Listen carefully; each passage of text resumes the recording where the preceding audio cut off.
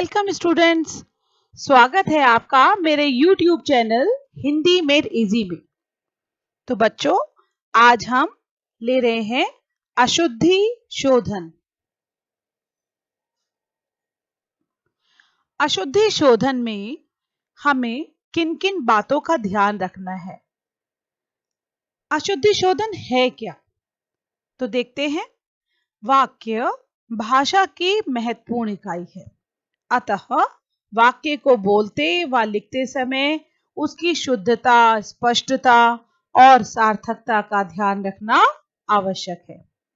तो व्याकरण के नियमों की दृष्टि से वाक्य को शुद्ध होना चाहिए, इसलिए वाक्य को व्याकरण के नियमों के अनुसार शुद्ध करना ही अशुद्धि शोधन कहलाता है।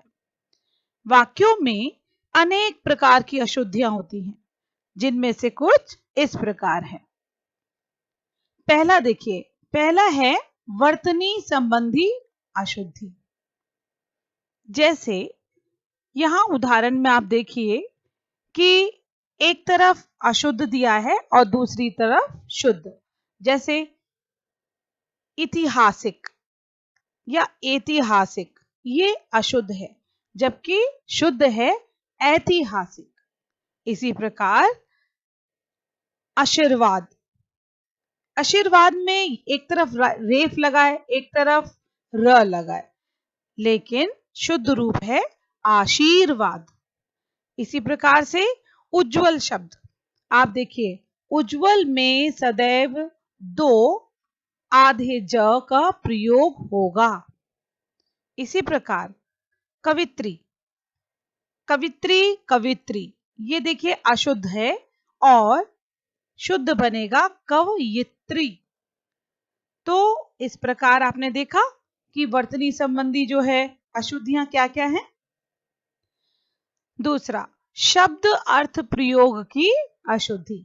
कभी कभी वाक्यों में शब्दों का उनके अर्थों के अनुसार प्रयोग नहीं किया जाता, इसलिए वह प्रयोग शुद्ध नहीं रहता। जैसे एक वाक्य देखिए, मैं उपेक्षा करता हूं कि तुम ये काम कर लोगे। अब यहां पर अशुद्ध क्या है? उपेक्षा। हमें उपेक्षा नहीं करना था, यहां पे प्रयोग हमें करना था अपेक्षा। ठीक है। इसी प्रकार दूसरा वाक्य देखिए, मैंने अपना गृह कार्य कर लिया। अब यहां पे जो गृह कार्य है इसकी अशुद्धि है, मैंने अपना गृह कार्य कर लिया। ठीक है। तीसरा देखिए, तुम हमेशा बेफिजूल की बातें करते रहते हो। अब ये जो बेफिजूल शब्द है, इसकी जगह हम फिजूल ये करें तो शुद्ध लगेगा। तुम हमेशा फिजूल बातें करते हो। तीसरा देखिए, लिंग संबंधी अशुद्धि। कभी कभी वाक्यों में लिंग संबंधी गलत प्रयोग किए जाते हैं। जैसे यह दही मीठी है। अब ये अशुद्ध रूप है। दही क्या है? दही मीठा है। इसी प्रकार आज तुमने नया पोशाक पहना है। तुमने नई पोशाक पहनी है, शुद्ध रूप क्या बनेगा? पहनी है।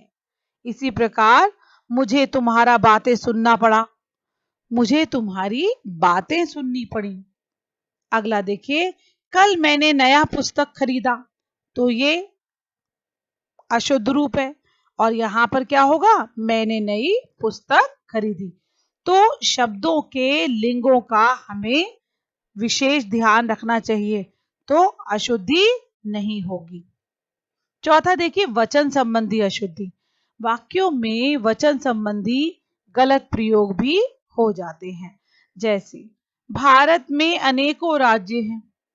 अब यहां पर सिर्फ अनेक राज्य कहने से भी वचन सही था, तो भारत में अनेक राज्य हैं।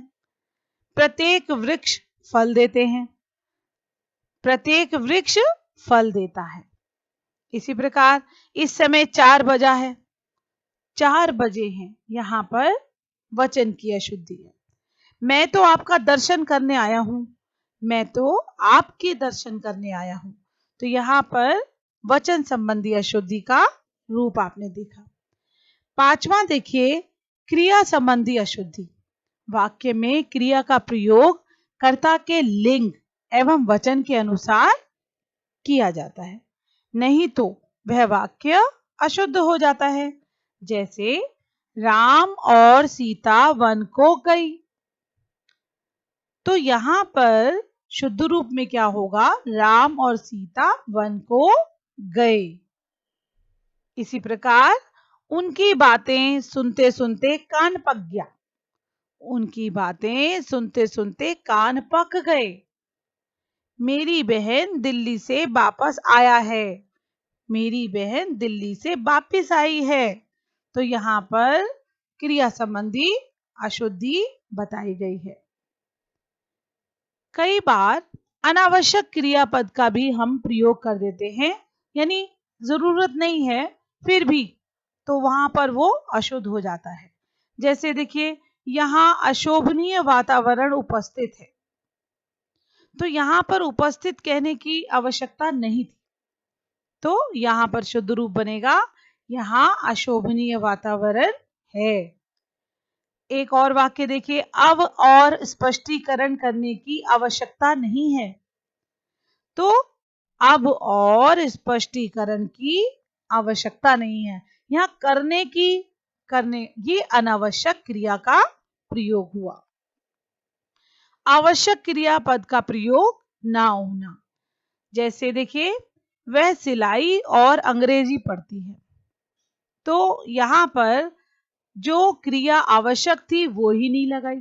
जैसे वह सिलाई सीखती है और अंग्रेजी पढ़ती है, क्योंकि सिलाई पढ़ती है ऐसे तो ठीक नहीं है ना। इसी प्रकार वह तो खाना और चाय पीकर सो गया, तो वह तो खाना खाकर और चाय पीकर सो गया। अनुपयुक्त क्रियापद, यानी कि जो क्रियापद ठीक नहीं है, हम उनका भी कई बार प्रयोग कर देते हैं और वाक्य अशुद्ध हो जाता है।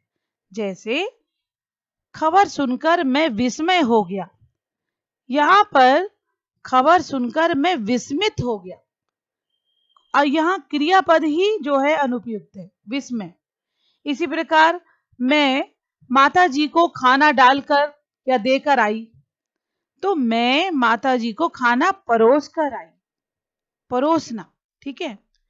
हिंदी में कुछ विशेष संज्ञाओं के लिए विशेष क्रियाओं का ही प्रयोग होता है। जैसे दान दिया, ये नहीं, ये अशुद्ध है, दान किया। इसी प्रकार प्रतीक्षा देखना, देखना नहीं होता, प्रतीक्षा करना। प्रयोग होना, प्रयोग करना। इसी प्रकार प्रश्न पूछना, प्रश्न। कारक संबंधी अशुद्धि, वाक्यों में कारक संबंधी गलत प्रयोग भी कई बार हो जाते हैं। जैसे कर्ता कारक संबंधी अशुद्धि देखिए, जहां भूतकाल में सकर्मक क्रिया होने पर ने चिन्ह का प्रयोग हो जाता है। जैसे एक वाक्य देखिए, मैं सारी पुस्तक पढ़ डाली, तो यहाँ पर मैंने सारी पुस्तक पढ़ डाली। इसी प्रकार कर्म कारक संबंधी अशुद्धि देखिए, किसी वाक्य में जब कर्म को अधिक महत्व दिया जाता है, तो वहां कर्म कारक के चिन्ह को का प्रयोग किया जाता है, नहीं तो उसका प्रयोग नहीं किया जाता है। जैसे वह लड़का पीटता है, वह लड़के को पीटता है, यहाँ पे को लिखना शुद्ध होगा। मैं शीतल जल को पी रहा हूं, तो मैं शीतल जल पी रहा हूं। करण संबंधी अशुद्धि देखिए, वह बस पर यात्रा कर रहा है, तो यहां पर शुद्ध रूप क्या होगा? वह बस से यात्रा कर रहा है। बस पर करेगा मतलब बस के ऊपर है, वो तो बस के द्वारा यात्रा कर रहा है। इसी प्रकार देखिए, संप्रदान संबंधी अशुद्धि, संप्रदान कारक के दो चिन्ह हैं, देखिए के लिए और को। यदि एक के स्थान पर दूसरे का प्रयोग हो जाए तो भी वाक्य अशुद्ध हो जाता है। जैसे पंडित जी ने भक्तों के लिए कथा सुनाई, अब यहां पर के लिए का प्रयोग सही नहीं है, पंडित जी ने भक्तों को कथा सुनाई, ये शुद्ध होगा। इसी प्रकार शिष्य यज्ञ को लकड़ी लाया, तो शिष्य यज्ञ के लिए लकड़ी लाया। यहां पर के लिए जो है वो शुद्ध रूप है। अपादान कारक संबंधी अशुद्धि। देखिए वाक्य देखेंगे, वह शहर के खिलौने लाकर बेचता है। अब यहां पर शुद्ध रूप क्या बनेगा? वह शहर से खिलौने लाकर बेचता है। इसी प्रकार देखिए, लड़की झूले पर से गिर गई। तो लड़की झूले से गिर गई, ये शुद्ध रूप होगा। इसमें पर से कहने की कोई जरूरत नहीं है, पर यहां पर अशुद्ध है। संबंध कारक संबंधी अशुद्धि। जैसे बिना पैसे का किसी भी आदमी को सम्मान नहीं मिलता। तो यहां पर बिना पैसे के किसी भी आदमी को सम्मान नहीं मिलता, यहां पे क की जगह के का प्रयोग शुद्ध है। राधा का और कृष्ण का मंदिर प्रसिद्ध है। तो इन दोनों को मिलाकर भी बोल सकते हैं, राधा कृष्ण का मंदिर प्रसिद्ध है। इसी प्रकार देखिए, अधिकरण कारक संबंधी अशुद्धि। जैसे आज बजट के ऊपर बहस होगी। तो आज बजट पर बहस होगी, ये शुद्ध है। के ऊपर कहने की क्या, ये के ऊपर कहने से अशुद्ध हो गया। किसान ने खेत पर बीज बोया है। किसान ने खेत में बीज बोया है। इसी प्रकार घर पर सब कुशल हैं। घर में सब कुशल हैं। तो इस प्रकार आपने देखा कि वाक्यों को शुद्ध करने के लिए हमें किन किन बातों का विशेष ध्यान रखना पड़ेगा। उम्मीद है कि आपको ये अच्छी प्रकार से समझ में आ गया होगा।